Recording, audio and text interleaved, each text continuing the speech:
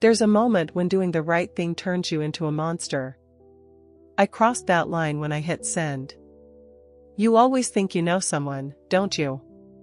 You believe the laughter, the shared history, the deep, dark secrets whispered over too much wine. Sarah was my anchor, my constant. For 15 years, she was the person who understood the silent language of my anxiety, the one who could finish my sentences before I even started them. And she had the life, you see, the kind of polished, sun-drenched existence that made you feel slightly envious but entirely proud. The house, the career, the dog, and Mark. Mark was the definition of stability, of unconditional kindness. He was solid, maybe a little too predictable, perhaps a little too trusting.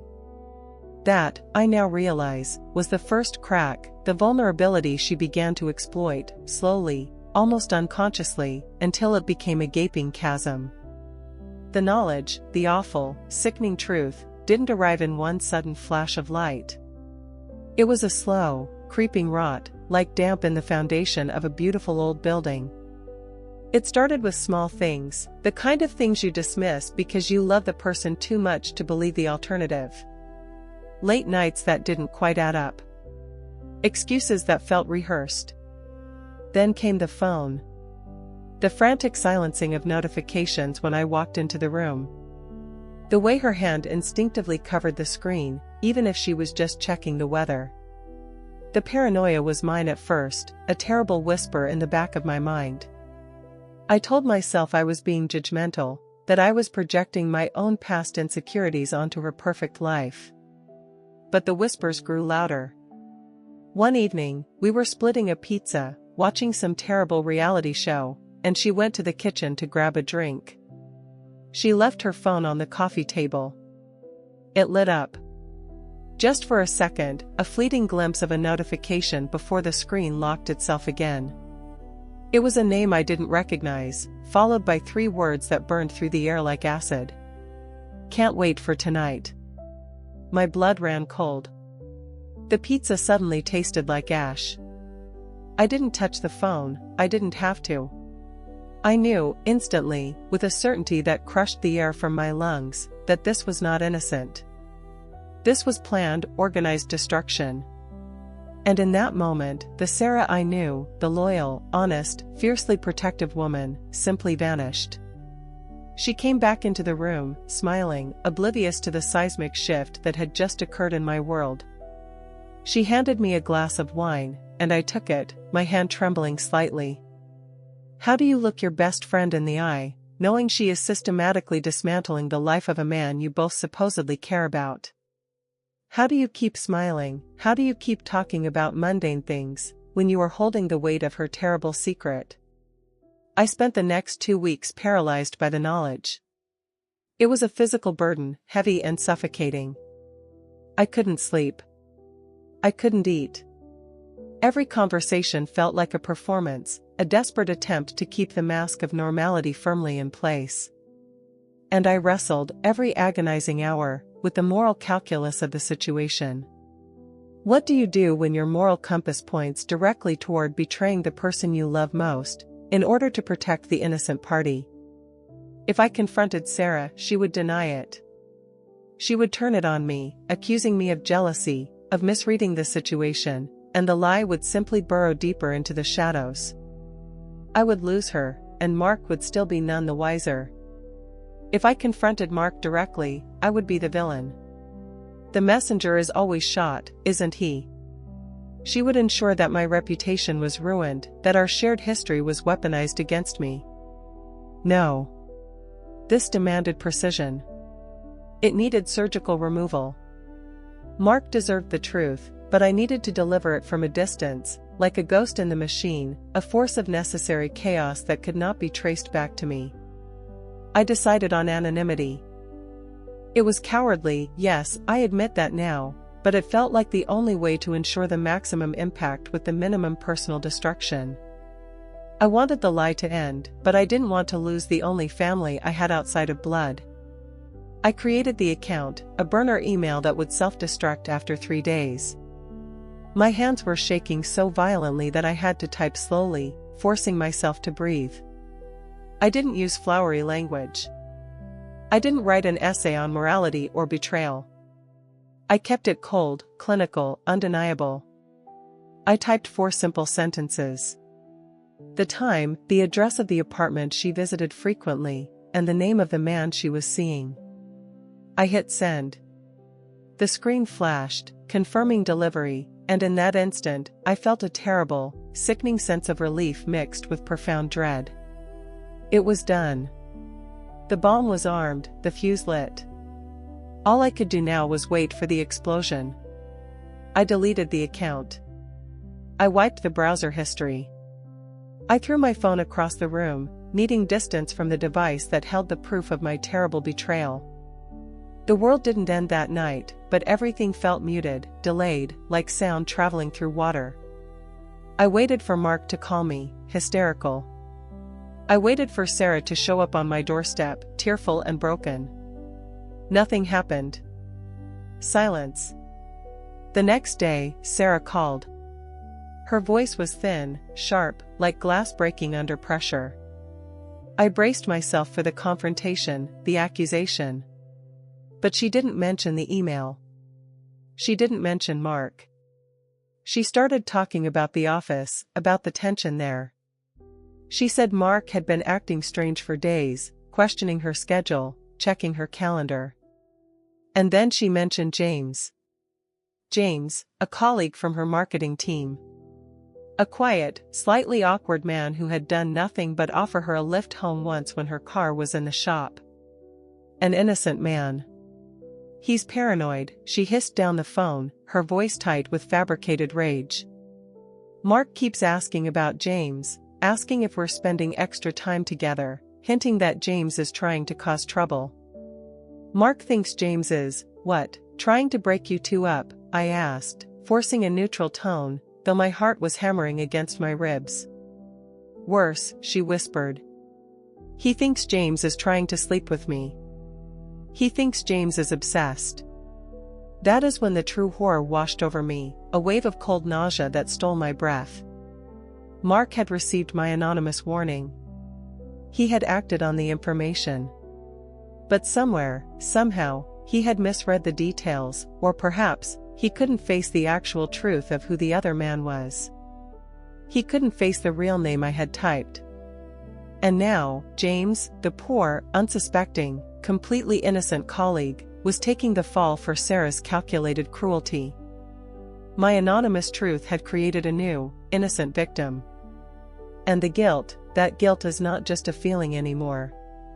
It is a living, breathing thing, sitting on my chest, whispering that I am not just a betrayer, but a manipulator, the architect of a lie even bigger than the one I tried to expose. Because Sarah, my best friend, is now using this new reality, this false accusation, to shield her actual infidelity. She is painting herself as the victim of a jealous, unstable partner, manipulated by a stalker coworker. And I, the ghostwriter of this unfolding disaster, I am the only person who knows the full, terrible truth, watching as she spins the narrative, watching as James's life is destroyed, and I can't speak. I can't speak because if I do, I confirm my own terrible act of betrayal. If I speak, I expose myself as the anonymous source, the friend who chose morality over loyalty. So I stay silent. I listen to her lies. I offer comfort. I play the part of the sympathetic friend, all while the name of the real man, the man I tried to warn Mark about, remains locked behind my teeth. The tension in the air is unbearable. Mark is suspicious, but focused entirely on the wrong target. Sarah is performing the role of her life, weeping about James's harassment, while secretly planning her next rendezvous. And I am trapped in the middle, a spectator in a play I wrote, knowing that the real crisis, the true confrontation, is still waiting in the wings. I knew the moment the lie started to unravel, the moment the real man, the one who Sarah was truly seeing, started to get impatient. He didn't like being kept a secret, not anymore. He didn't like being the shadow, while James took the heat. His name was David. And David was about to make a very big mistake. He sent Sarah a gift. A small, expensive token of affection, delivered to her home address, right when Mark was there. The card simply read, "Can't wait for tonight," the same damning words I had seen on her phone weeks ago. When Sarah called me this time, her voice wasn't sharp, it was pure panic. It was the sound of the facade finally cracking, splintering into irreparable pieces. Mark had the card. Mark had the gift. And Mark had finally, terrifyingly, put the pieces together. The initial shock of the anonymous email had focused his rage on James, providing Sarah with a convenient scapegoat. But this new evidence, this physical proof, directed his suspicion squarely at the truth. He didn't confront her immediately. Mark is not a man of immediate explosion. He is a man of calculated, slow-burn destruction. He simply looked at the card, looked at Sarah, and then walked away, locking himself in the spare room. And Sarah, realizing the game was truly over, started to prepare her final defense.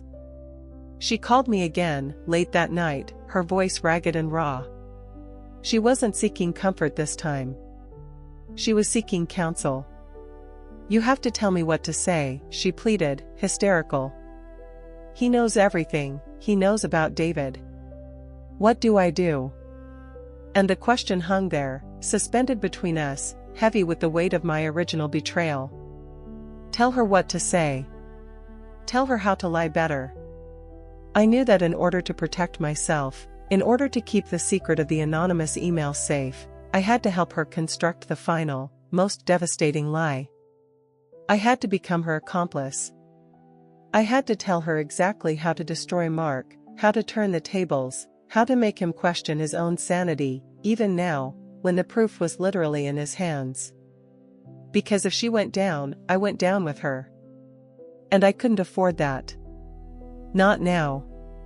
So I took a deep breath, and I started to weave the final thread of deception, knowing that every word I spoke was pushing Mark closer to the edge, closer to a breakdown he might never recover from.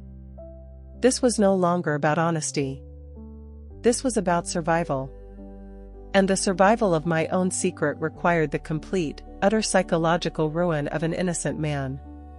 The plan was simple, vicious, and absolutely foolproof. She had to deny, and then she had to accuse. She had to make Mark believe that the gift, the card, the damning evidence, was just another desperate attempt by James, the obsessed colleague, to frame her. But the real fear, the real tension that keeps me awake at night, is knowing that Mark is smart. He is piecing together the timeline, the initial anonymous warning, the sudden focus on James, and now, the appearance of David. He is starting to ask himself the crucial question, why? Why did an anonymous source warn him about James, when the real threat was David? He is going to realize that the first message was a distraction, a calculated error. And he is going to start looking for the person who sent that message. He is going to start looking for me. And when he does, the friendship, the loyalty, the 15 years of shared secrets, it will all be reduced to dust. The confrontation is inevitable. It is hanging over us like a guillotine, waiting for the final word to drop. And I know, deep down, that when Mark finally connects the dots, when he realizes that the anonymous source was not a stranger, but someone sitting at his dining table, offering him false comfort, that will be the moment I lose everything. But for now, I play the friend. I offer the advice. I help Sarah practice her performance, perfecting the tearful denial, perfecting the righteous indignation. And I wait for the knock on my door that will signal the end of my life as I know it. The silence right now is the most terrifying sound in the world, the quiet before the storm breaks. The silence lasted 3 days. 3 days of waiting for the storm, 3 days where the phone didn't ring, where Sarah didn't text, where Mark simply existed in the spare room. We all know that the most damaging truths are not shouted, but whispered, or sometimes, they are simply observed. I convinced myself I was safe. I was the loyal friend, the shoulder to cry on, the architect of Sarah's new, intricate defense. I had successfully pivoted from anonymous whistleblower to necessary accomplice. But Mark was not stupid. He was processing the data. The timeline. The initial, vague warning about James, the sudden, specific appearance of David, and then, the highly detailed, psychological defense that Sarah suddenly produced. A defense, which, if you looked closely, was too clever, too calculated for Sarah's usual panicked reactions. He saw the pattern, you see. He realized that the person who gave the initial, slightly flawed information, was the same person who provided the final, perfect counter-narrative. Only one person knew enough to launch the attack, and only one person knew enough to design the perfect cover story. Me. The realization didn't come in a dramatic confrontation at their house. It came much later, after Sarah had left for work, after the air had settled into an unnatural calm. He called me. Not from his usual number, but from Sarah's burner phone, the one she used to speak to David. A small, cruel irony that wasn't lost on me. "I need to talk," he said. His voice was flat, empty of emotion, which was far worse than rage. "Can you meet me for coffee? Somewhere neutral." I knew. The moment I heard the dead tone in his voice, I knew the game was over. The silence had broken. I drove to a small park cafe, the kind of place where people pretended their lives were simple. I ordered a black coffee, though my stomach was churning acid. Mark arrived minutes later. He didn't sit opposite me. He sat next to me, turning his chair slightly, forcing me to look out over the sun-drenched, oblivious crowd. He didn't start with the accusations. He started with the past. "I remember 15 years ago," he said, staring at his untouched mug. "You two met at that terrible concert. You were crying because you lost your wallet, and Sarah, she just sat with you until 4 a.m. until the police found it." He was reminding me of the foundation I had just destroyed. "Loyalty," he murmured. "It's a funny thing, isn't it? We think we know what it means, until we see how quickly it can be traded for self-preservation." I couldn't speak. My throat was locked. I just waited for the sentence to be passed. "The email," he finally said, his voice dropping almost to a whisper. "The one about James." It was too precise to be random. Too detailed. It came from someone who knew her movements, someone who had access to her schedule. He paused, taking a slow, painful breath. Then the gift arrived. The truth about David. And Sarah came back with this intricate story about James framing her, a story so perfectly woven, so psychologically sound, that it had to be coached. He finally turned his head, and his eyes, they weren't angry. They were simply vacant, reflecting the ruin he was now standing in. "You gave me the truth, initially," he said, his voice cracking. "And then, when the truth threatened you, you gave her the perfect lie." He leaned closer, and the weight of his realization felt like a physical blow. "The anonymity wasn't about protecting me," he stated, not as a question, but as a final, crushing verdict. "It was about protecting your relationship with her, and when that failed, it was about protecting your own secret." He knew. He saw the calculus. The betrayal was not just the email, the betrayal was the subsequent, cold-blooded manipulation to save my own skin. I tried to speak, tried to offer some pathetic excuse, some defense of my moral dilemma, but the words withered on my tongue. "I don't hate you for telling me," he continued, cutting me off gently. "I actually thank you for that. That was the only honest moment in this entire nightmare. But the rest, the lies you helped her build, the way you used an innocent man to shield your own guilt." He shook his head, a gesture of profound exhaustion. "You didn't want the truth to come out," he concluded. "You just wanted to control how it came out." He stood up. He didn't need to say anything more. The silence between us was the sound of the end of two relationships, his marriage, and my friendship with Sarah. "She's already gone," he told me, looking down. "She packed her bags this morning." She's gone to stay with David, playing the victim until the end. And then he delivered the final, devastating blow, the one that sealed my isolation forever. And you, he said, meeting my eyes one last time. You don't need to worry about calling her. You don't need to worry about being her friend anymore. She knows now, too. She knows about the email. I told her that the only person who knew all the details, the only person who could have sent that anonymous tip, was her best friend. The air left my lungs. The calculation I had made, the risk I had taken to save myself, had failed spectacularly. I had betrayed Mark for Sarah, and in the end, I had betrayed Sarah for myself, and I lost them both. You wanted to remain the ghostwriter, Mark finished, pushing his chair in slowly. But every ghost eventually has to face the light. He walked away. He didn't look back. I sat there, staring at the untouched coffee, the sun hot on my face. The guilt I felt before was heavy, yes, but this new feeling, this was emptiness. I am alone now. Completely and utterly alone. The irony is the silence I craved, the distance from the explosion, I finally have it. But it is not peace. It is the silence of a tomb. I tried to be the moral agent, the necessary evil, but I ended up being just the liar, the manipulator, the friend who traded 15 years of shared history for a few days of self-preservation. And now, I live with the knowledge that I destroyed Mark's life, ruined James's career, and lost the only person I ever considered family. And you ask yourself, sometimes, was the truth worth the cost of the ruin it left behind? I still don't have the answer. I only have the silence, and the guilt that never, ever leaves. It just waits. It just watches. Be honest. In my place, would you have stayed silent, or told the truth?